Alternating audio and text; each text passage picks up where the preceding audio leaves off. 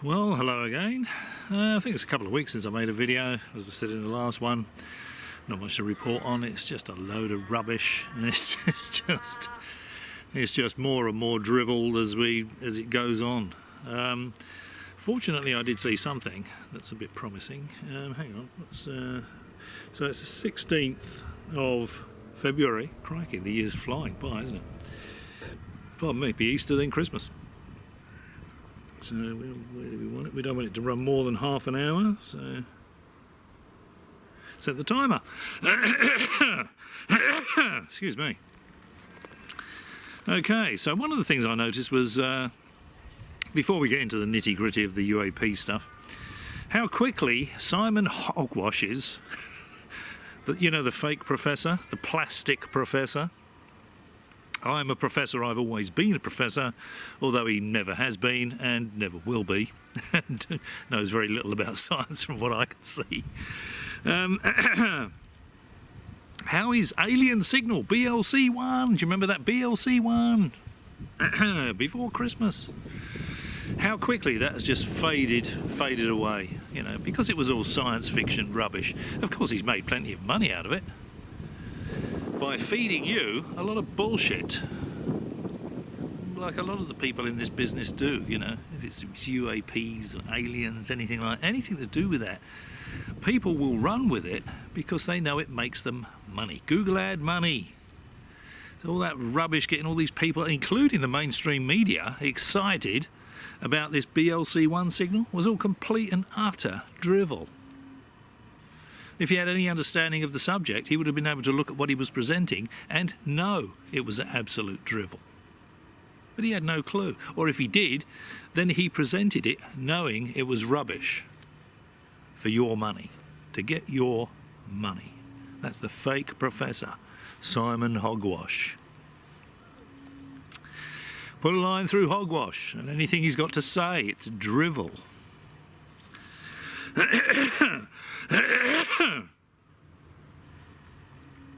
Sorry about that. Now, apparently, Anna Paulina Luna is getting together a task force, a transparency task force, and they're going to be looking at all kinds of stuff, all kinds of conspiracy stuff. Personally, I couldn't care less who killed JFK or MLK. Doesn't interest me even remotely. However, with the UAPs, she's obviously, I got the impression initially that she was starting to swallow the Kool-Aid. Some of the stuff she was been saying recently was a bit worrying, and I thought she should be smarter than that. And it turns out she is. Now she's saying that the Transparency Task Force is no longer interested in talking to UAP whistleblowers. She wants to see tangible evidence. She's not interested in any more stories. She wants to see tangible evidence. So good on Senator or Congresswoman Luna. I'm not up on American politics. I don't know what the difference is, if there is any. So Luna, not interested in any more science fiction stories. She wants to see tangible evidence.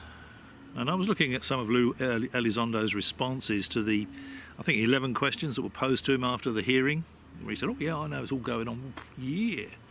And on, I might do a separate video on that, but on 2 or 3 occasions, he doesn't answer the question he's posed at all. He gives a politician's answer, He answers the question he wishes he was answered, but they didn't pick him up on it. Just let it go. Maybe Luna looked through all that afterwards and thought, wait a minute, these aren't answers. Get rid of these whistleblowers. Not interested. Put some tangible evidence on my desk. Or take me and show me an alien spacecraft. Take me and show me an alien body in a jar. Or an alien eating some chalky digestive biscuits, at a research facility somewhere, because we're dealing with them amicably, whatever it happens to be. Of course, none of this will happen. She will not be presented with any evidence because there is none. ET has never been here. ET doesn't come here and crash. Psionically summon alien spacecraft with love. only to shoot them down. It's drivel. It would insult the intelligence of a cheese and pickle sandwich. Well, he thought it was funny. I don't know if the mic picked that up. Yeah, okay, so now the question is, when Luna's task force looks into the UAP subject, historically at Roswell and all this sort of stuff, and comes forward and says there's no tangible evidence, it's all science fiction rubbish being perpetuated by a core of science fiction piffle peddlers, which is exactly what Arrow said, will the dyed-in-the-wool fanboys believe it? Are they still going to be...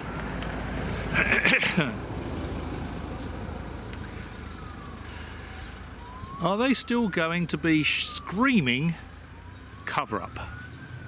Who would they need to hear it from in order to believe it? You know, if Luna's task force says there's nothing to it, there's no evidence, it's just a core of science fiction piffle peddlers, exactly the same, that's exactly what Arrow says, will the dyed-in-the-wool fanboys actually believe it? If not, why not? Who would they need to hear it from? Or is the only answer they would ever accept is that it's all real and it's all a cover-up? Is that the only thing they will ever accept? Blinkered. They're not interested in evidence and truth. They're interested in their belief. They want to believe so badly that they will ignore everything else. Okay. It's got rid of 2 pages. How are we doing? I think I set it incorrectly last time. So I said the previous video was 50 minutes long. It was only about half an hour. I still had to stitch 2 together though, unfortunately. I've got a very slow old computer. I'm using the old movie maker. It takes forever to join a couple of clips together or take anything out. So it's why I tend to leave the videos unedited, so I don't bother editing out. You know, if one of the neighbours is driving past or me coughing, it's just too hard. I can't be bothered. Now, NASA has disbanded their UAP investigation team. They've decided there's nothing to it, and NASA is no longer looking into the UAP subject.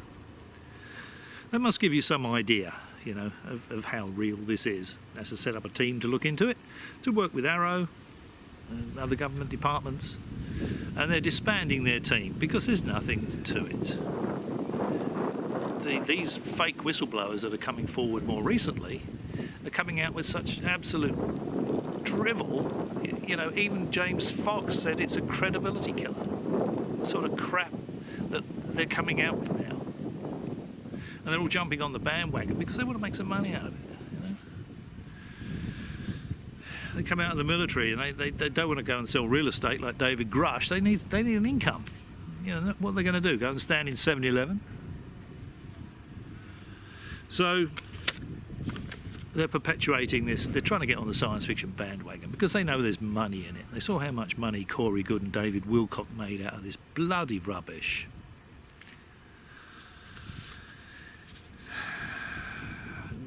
The TTSA debacle, you know, there's nothing to any of this.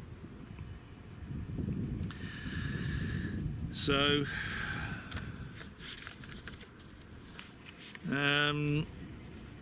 yeah, on that one. Actually, that's 4 pages. I've written that down twice.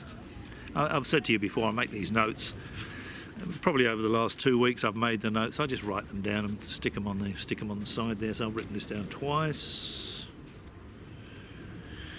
I've said this before. You know, if Luna's task force reports to Trump and says it's all science fiction rubbish, and Trump makes an official announcement, or he gets his new spokeswoman to make an announcement, Pentagon spokeswoman to make an announcement that it's all science fiction rubbish, will the dyed-in-the-wool fanboys actually believe it?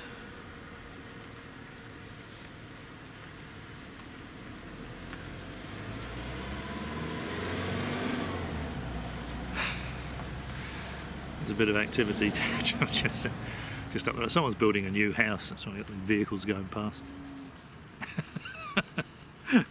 Normally it's as quiet as a church up here, apart from the birds twittering and the lizards walking around through the scrub. All I can say to the new neighbour is congratulations. It's a really nice spot up here.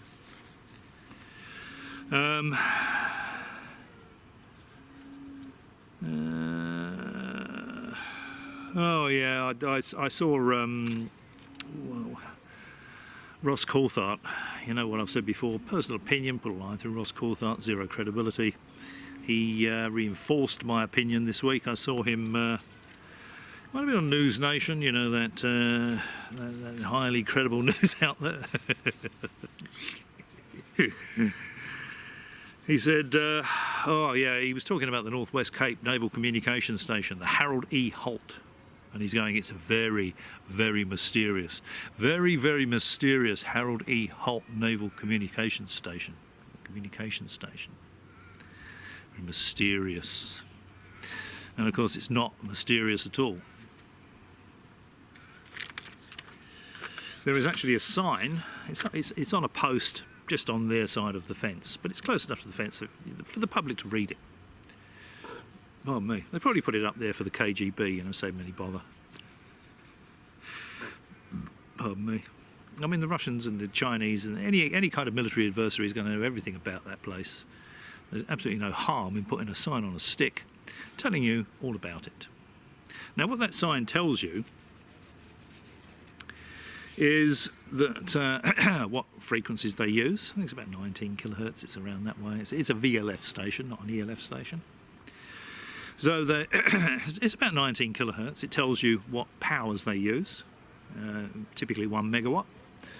They can run 2 megawatts. It tells you who made the transmitters. It was Continental Electronics, manufacturer of big broadcast transmitters in America. As an aside, they made the transmitters for HARP as well. But they also made the transmitter that was on the Mi Amigo, the Radio Caroline ship that sank. That was a Continental Electronics broadcast transmitter, 50 kilowatt transmitter. Continental Electronics broadcast transmitters used all over the world. They make shortwave transmitters, well, they used to, I don't know whether they still do actually, and medium wave transmitters, you know, high power stuff.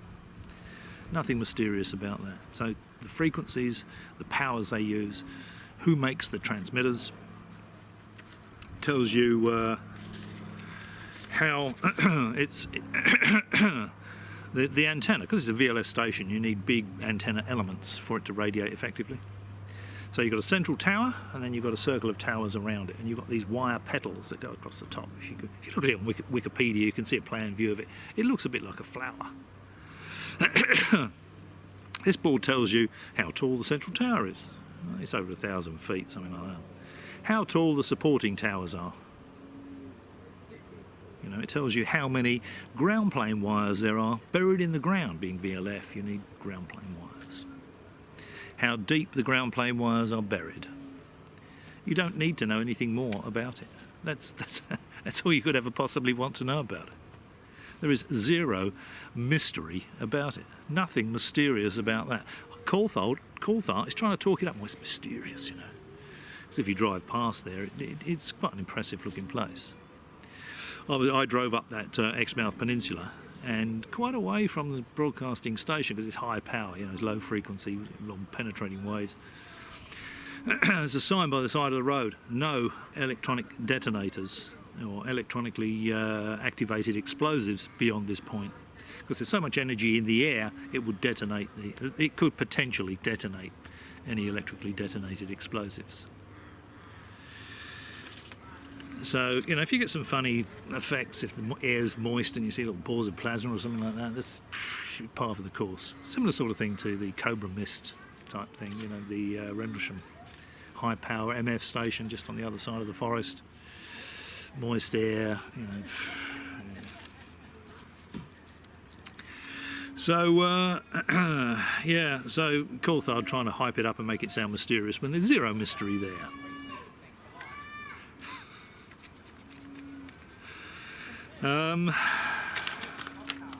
This is definitely not the right time of day to do a video. I should have done it earlier. Would have got more birds as well. The birds are around early in the morning and sort of late in the afternoon. Gives it a bit more of a ambience. Whereas now it's 10 past 11 in the morning and the neighbours are up and about doing their thing. And now Coulthart is saying that the Karijini National Park is Australia's Skinwalker Ranch. Now, I actually lived up in the Pilbara area. It's in the Pilbara area of Western Australia. I lived in the Pilbara for 7 years. And I've been to the Karijini Park on a number of occasions, and I've never seen anything strange. Now, what you've got to bear in mind is that the Karijini, you see pictures of the Karijini National Park, and it's beautiful, and there's gorges there, and all that sort of stuff. And probably, I mean, not right on top of it, but around it are lots and lots of very heavy-duty iron ore mining operations. You know, they generate a lot of electrical power to run all the plant. I'm talking about big mining installations here, great big trucks, haul trucks, you know, great big trains, massive iron ore trains, you know, 25,000 tonne iron ore trains. And you've got all of the infrastructure that goes along with keeping that running. So what you have is there's radio masts all over the place with VHF and UHF voice and data links and traffic on them. There's microwave links up there. There's all kinds of electromagnetic activity up there. And it's surrounded by iron ore. The ground is nearly all iron ore. You know, you get out your Land Cruiser and jump on the floor and it's blue because it's iron ore, which can give you magnetic anomalies. You know, it can make your compass read strange and all that sort of stuff, you know, because it's iron ore. And there's thousands of tons of it, millions of tons of it under the ground, or up to the surface even, you know. So Karijini is not Australia's Skinwalker Ranch. Not that there's anything to Skinwalker Ranch either. But Karijini, put a line through it. I mean, the job that I had up there, I had an on-call type position up there. So I would have to, I lived in a town called Newman. And I might have to drive 200 or 300 kilometres out into the desert at night to sort out any problems with this iron ore mining infrastructure. It's a 24-hour operation. I might have to go out there, you know, get out there. It might take me 2 hours to get there, you know. Get there at 2 a.m., 3 a.m. And because I've got an interest in this subject, I'll be standing there and I'll be looking around, you know. Are there any bin lights, you know? Are there any UFOs? Anything strange going on? And in 7 years, not once did I see anything. The only time that I saw something that made me wonder what the hell was that was I was up on a hill looking at one of these repeater stations with the microwave links and all this other stuff on it. And I could see a light moving around, low to the ground. A light moving around. And I thought, what the hell is that, you know? And then as it turned, I could see it was a Land Cruiser. It was roo shooters, you know. Guys go out in the middle of the night and shoot roos. So I thought, well, let's hope they're not looking at me through the rifle gun sight, you know. Up on the hill. I'm not sure roo shooting is legal. Well, there's millions of them anyway. No one's going to notice if you bag a couple and take it home and put them on the barbie. So anyway, I spent years up in the Pilbara and I never saw one anomalous thing. One thing that could not be explained. So put a line through Ross Coulthart, his science fiction rubbish. Karijini is not Australia's Skinwalker Ranch. You know, the Exmouth VLF Naval Communications Station is not mysterious. Yeah, it's just complete and utter rubbish.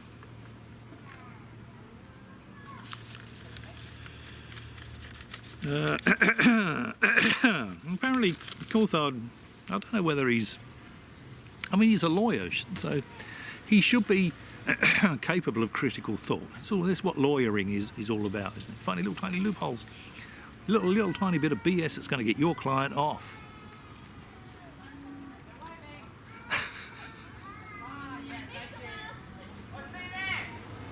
So But he seems to really believe people are using psionic ability. To summon aliens so that these extraterrestrial spacecraft can be shot down. Absolute drivel, isn't it? As I've said before, we're not going to be able to shoot down alien spacecraft. The technology is going to be such that their avoidance, the detection avoidance systems, defence systems, we wouldn't even be able to imagine it.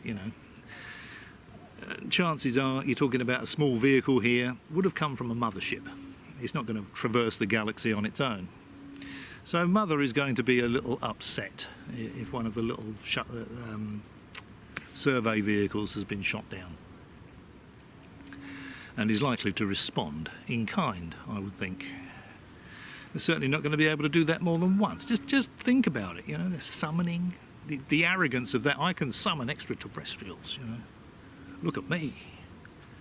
You summon it, love, hippie girls, sun shining through their hair, flowers in their hair, only to shoot them down.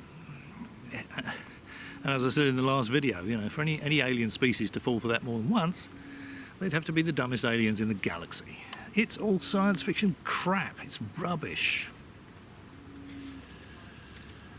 I think Coulthart seems to be... He's either completely devoid of critical thinking ability, or he knows it's all rubbish, but he's pushing it on you for your money. He is conning you out of your cash because he knows what he's saying is rubbish.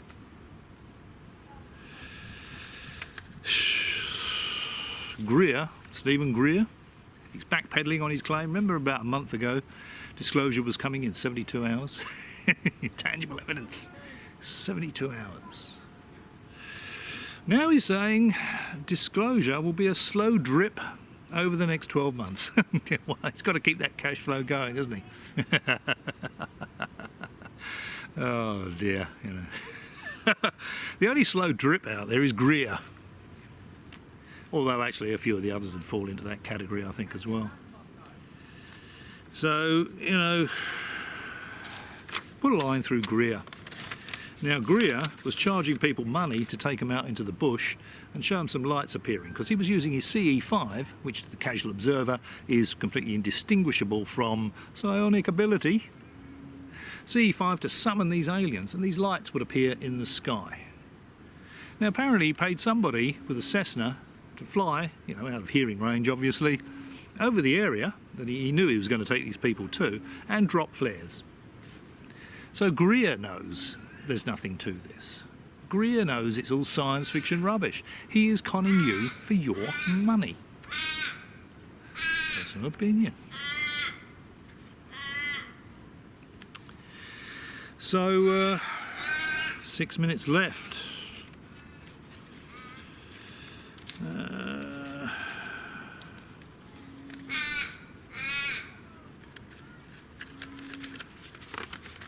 Sorry about this. Been organised as usual. Okay, oh actually, yes, that's done that page as well.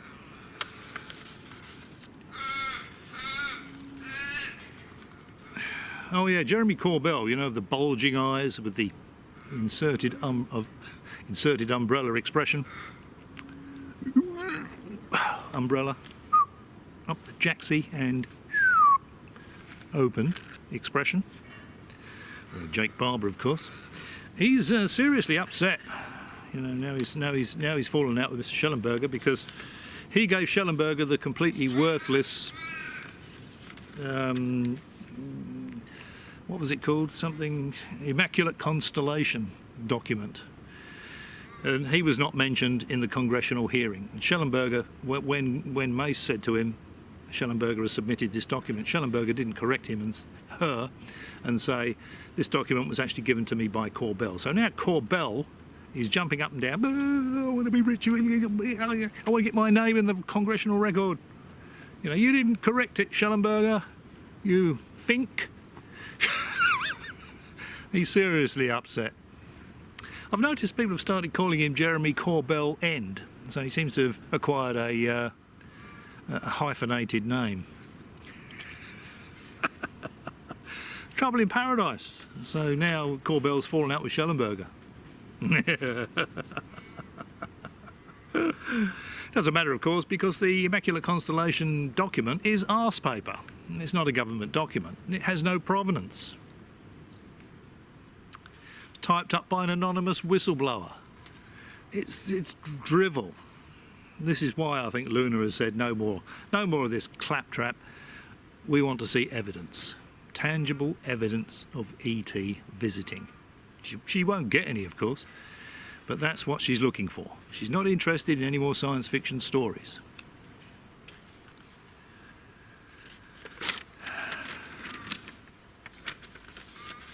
Now, oh yeah, there was a guy called Indoli who's claiming all sorts of ET contact drivel. Yeah, it's not worth commenting on beyond that, really. Just Indoli, if you watch this, next time you're interacting with your ET pals, just take a selfie, you know, you with your mate, ET mate looking over your shoulder. One each side. It's not tangible evidence, but at least it's something. As I've said before, anybody claiming any kind of ET contact, full of shit. Waste of time. And Strieber now is saying that he's got an implant that gives him alien superpowers. And of course he can't demonstrate any of these superpowers. It's almost as if they don't exist at all. And he went to have the implant removed and they could only remove fragments of it. Yet it still seems to work perfectly. He's decided to leave it in there. You know, and if anyone doubted that the book Communion is science fiction drivel, pardon me, that should be enough evidence for you, I would think. That statement from Strieber.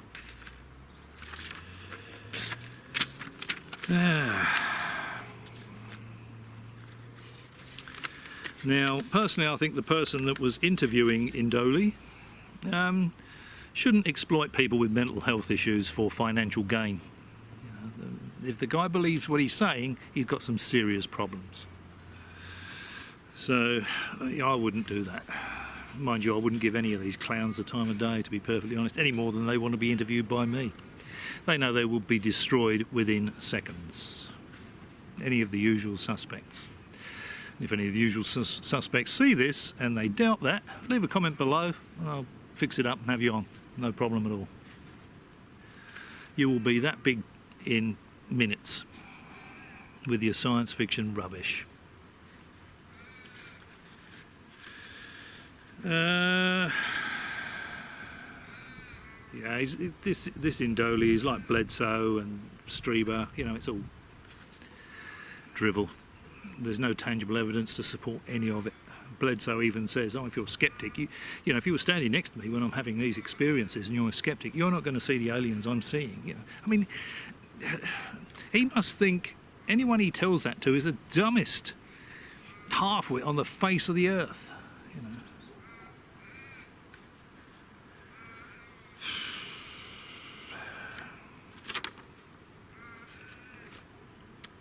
Shall I let it overrun and join it up again?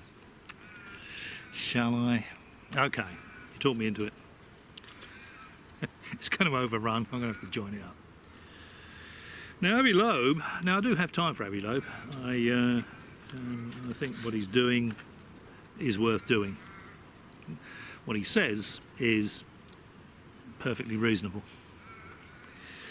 He's looking for $6.5 million so he can return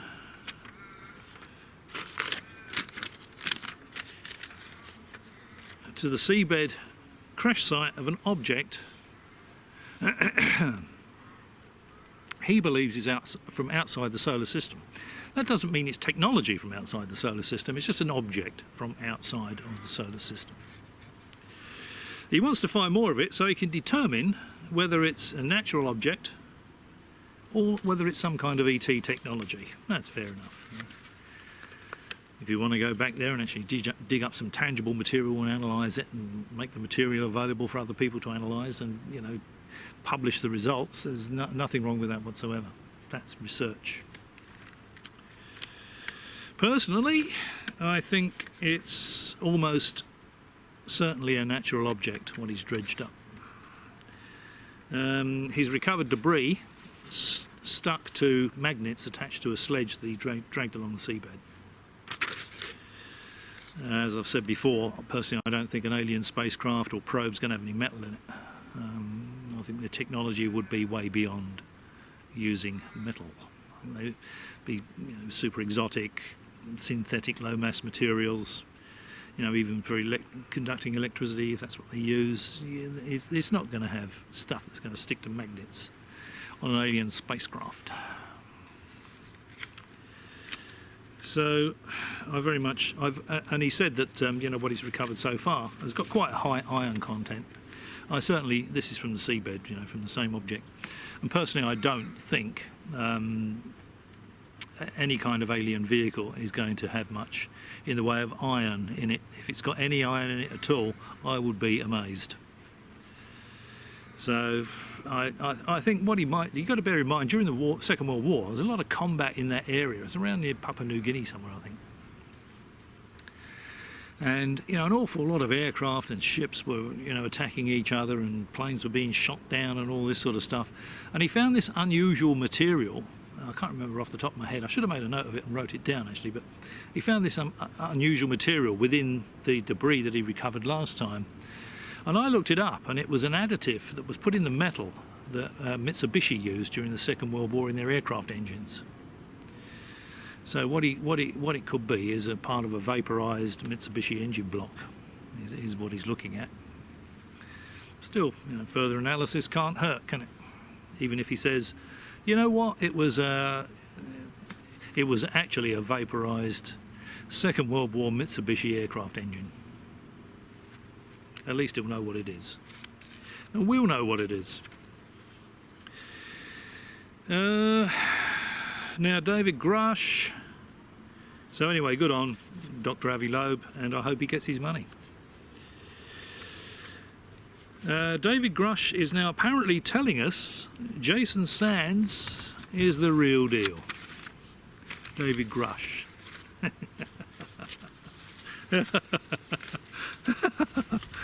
Oozing with credibility, Mr. Grush, of course.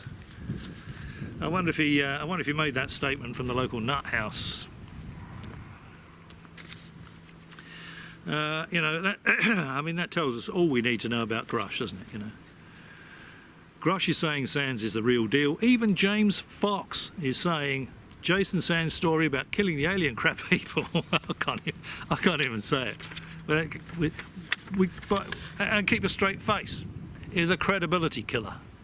Grush is saying, Sands is the real deal. Tells us Grush is not the real deal, doesn't it? None of them are. They're all fake whistleblowers. It's all science fiction rubbish. Arrow tried to interview Grush on a number of occasions. They even said they would go to him. He doesn't want to know. He won't interact with Arrow because he knows they're cleared to hear any testimony, look into any project, any compartment. They will find out what he's saying is complete and utter drivel, probably overnight. Certainly within a week. So, forget all these fake whistleblowers. That's exactly what they are, all of them.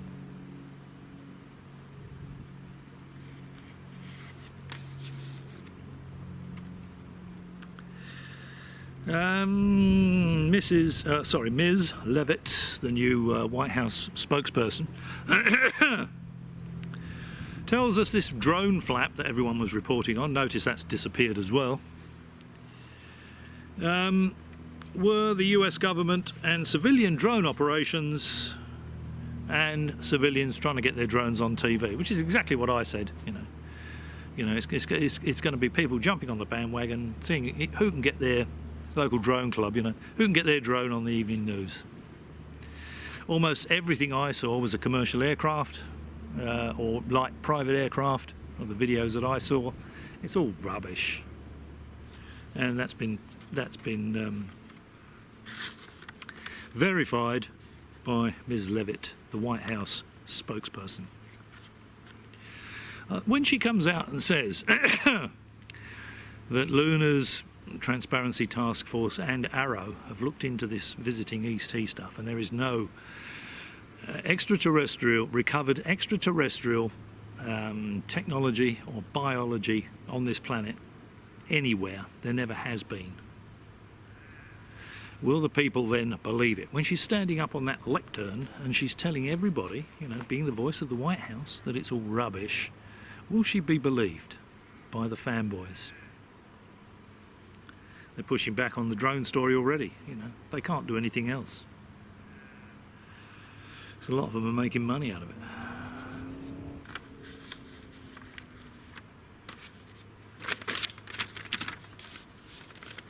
Another one bites the dust. Another page bites the dust. Now,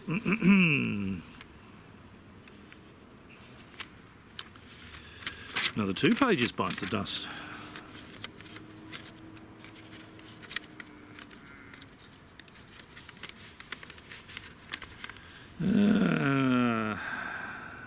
Okay.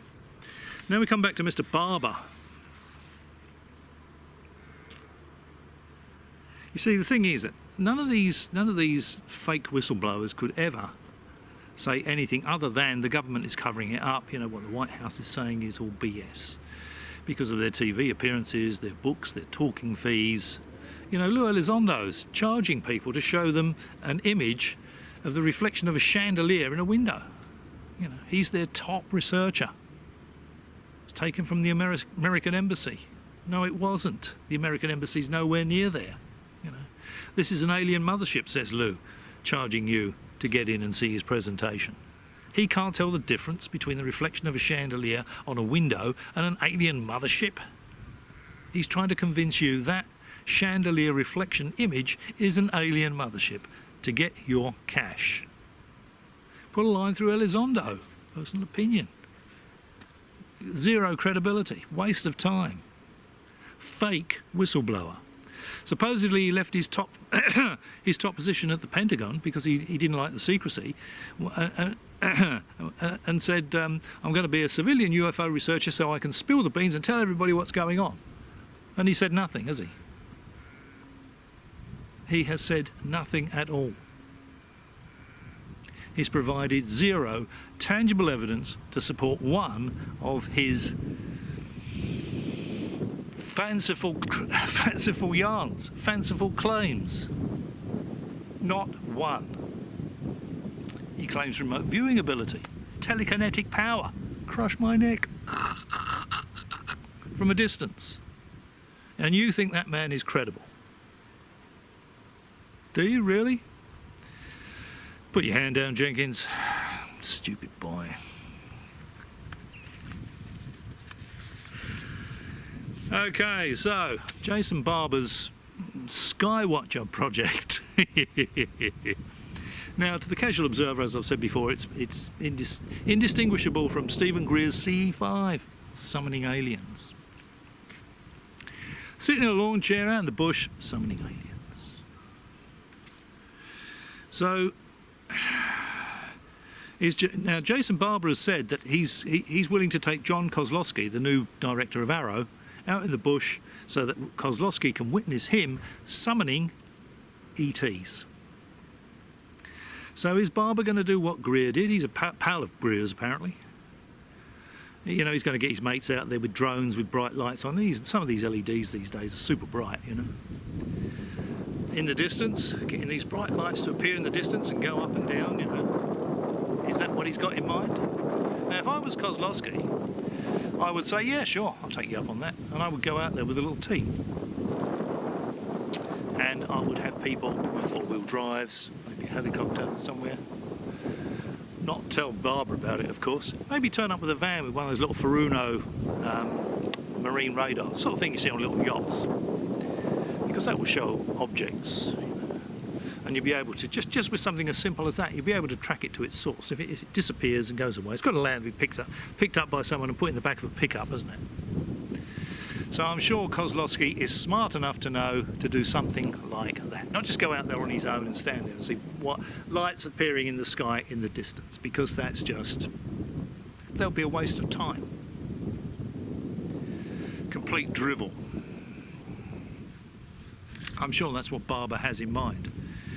And he's obviously trying to bring in lots and lots of money with his Skywatcher UFO company or whatever it's called, because he's there in all his military garb, you know, he's got a sidearm, so he's going to shoot those aliens. Get back, you nasty little grey thing, you, or I'll fill you full of lead.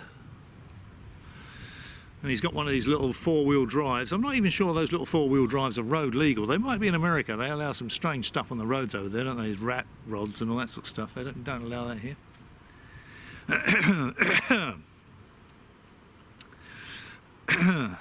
So it's all for effect. That was probably trailered to the photo shoot or the video shoot site out in the bush. I mean, there could have been a shopping centre behind it. It was a still photograph, you know. I mean, if they panned the camera around 180 degrees, there might have been a Walmart there. It's in Arizona or New Mexico or somewhere like that, you know.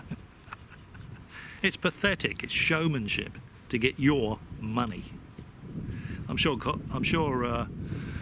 Kozlowski is far too smart to fall for any of Barber's drivel.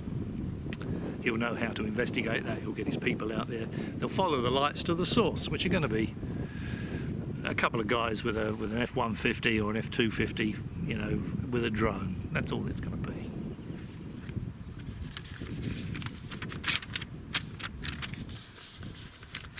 I saw this other guy that I'd never heard of, a guy called Rossi. And he was saying that he was he interacted with a blue alien a few years back, 2 or 3 years back, around COVID time. They gave him a download, and now he's become super good with physics. Now, he said he's not in the same league as Eric Davis, so I'll put off. So he's obviously not super good at physics. They deal with the really far out pseudoscience type stuff. So anyone that they can find to support what they're saying is probably going to be good for them, because they charge people. They got a little company, it's only a little tiny little industrial unit, a little industrial office in Texas, where they run this sort of interplanetary propulsion, exotic propulsion research company. There's probably a coffee machine and a toaster in there. That's probably all that's in there.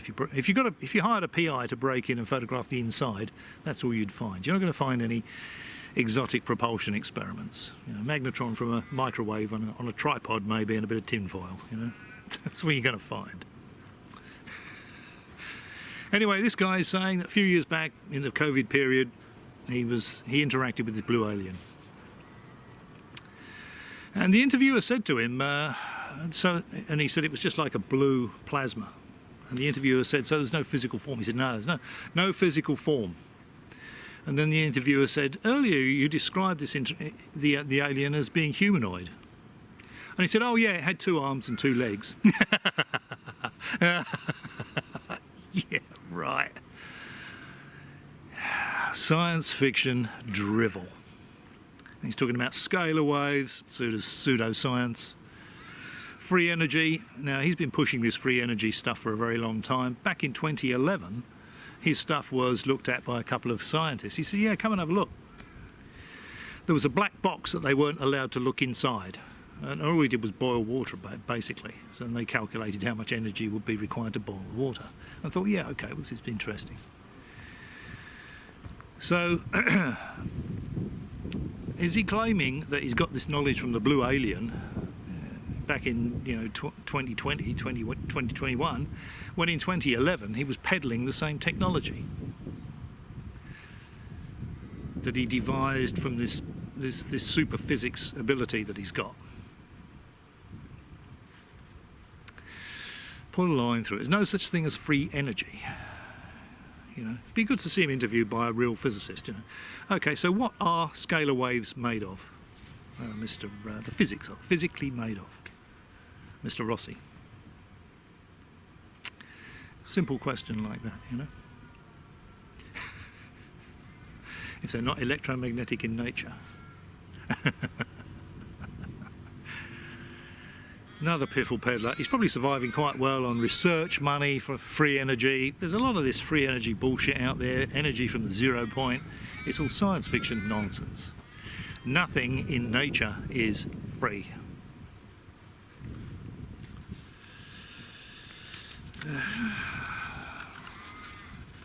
Oh yeah, so what's that? 45 minutes. I'm going to have to join it. Oh.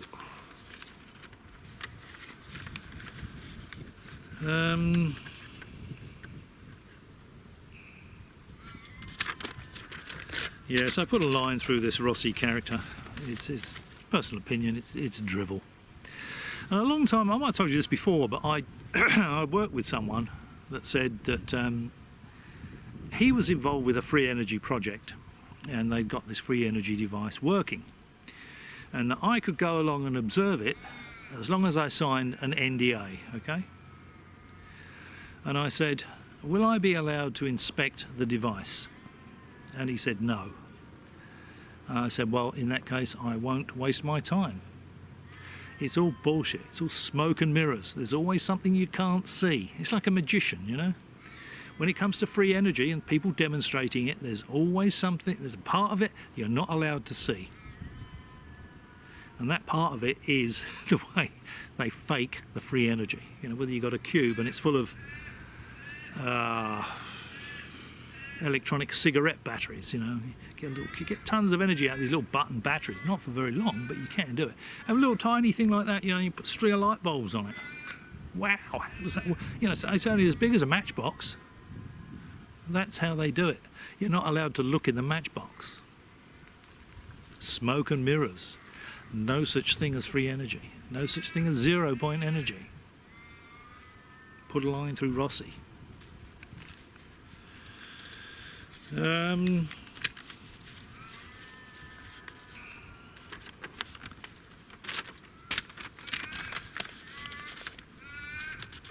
Yes, I've done that bit, done the heavy load bit.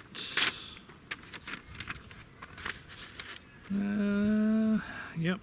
Well, wow. I think that is about it. I think that is about it. So if anyone's telling you they're regularly interacting with ETs, just ask them to get a selfie next time it happens, you know. Ask them if you can watch. Can you come round and have tea and chalky digestives with someone from the planet Tharg? If they can summon ETs, can you believe that? You know, I mean, that would be like trying to summon an Airbus 320. You know, can you do that? Be a lot easier than summoning an alien spacecraft, wouldn't it? Psionically summon. There's an Airbus up there.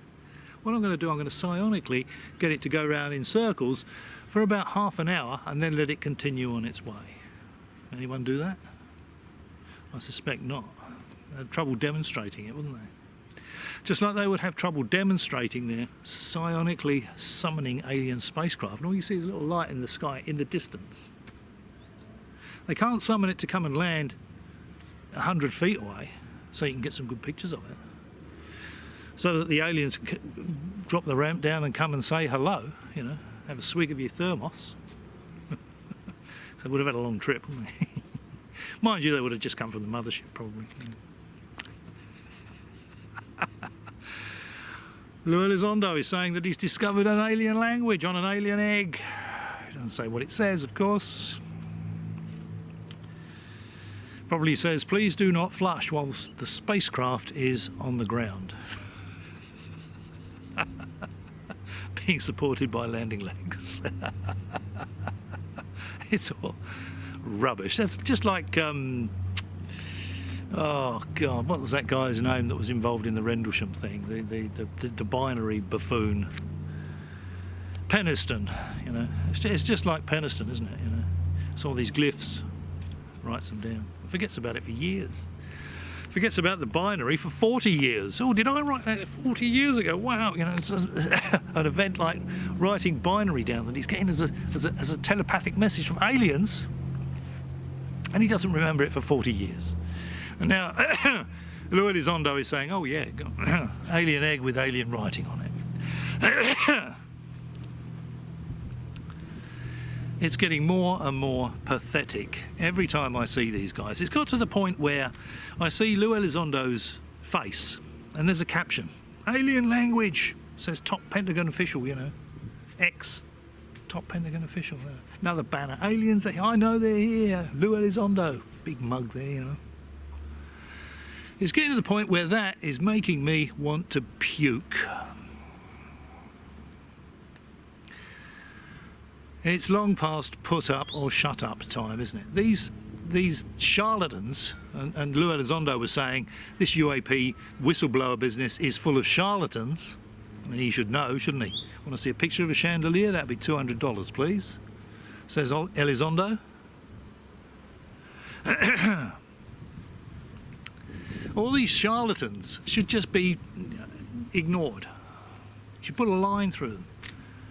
You know, they know as long as they can keep coming up with this drivel and getting the cash from the dyed-in-the-wool fanboys that are completely devoid of critical thinking ability, they'll milk it for as long as they can.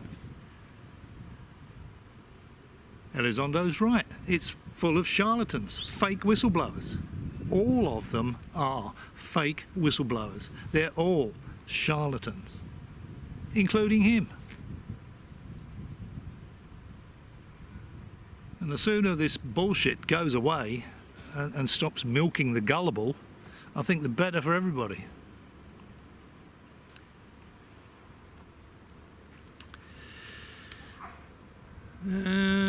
Okay, well, I think that's about it. Crikey, what's that?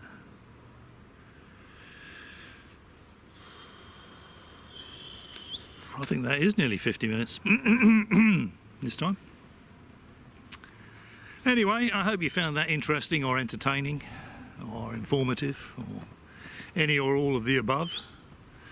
As always, if you've struggled through the video, as I have, all the way to this point, how these people report on this every day or every week, all this drivel is beyond me. I would not be able to maintain the interest and enthusiasm for doing that. Now, I understand that these people have a living to make, and they may not want to go back to working shifts and, you know, or doing whatever they were doing. I can understand that, you know. But, you know, taking advantage of people that have got obvious mental health issues, you know, either on camera or off, you know, there'll be a lot of people out there that are gullible, they've got no they have no critical thinking ability, but they have mental health issues, you know. And they'll fork out their $200 or their $500, you know. They'll pay Greer to take them out into the desert and then watch some flares being dropped from a Cessna or someone mucking around with a drone and lap it up. They have posters on the wall, I want to believe, with a flying saucer, you know. These are the sort of people that are being taken advantage of by these charlatans. Philip Corso, another charlatan. The day after Roswell, his book was arse paper.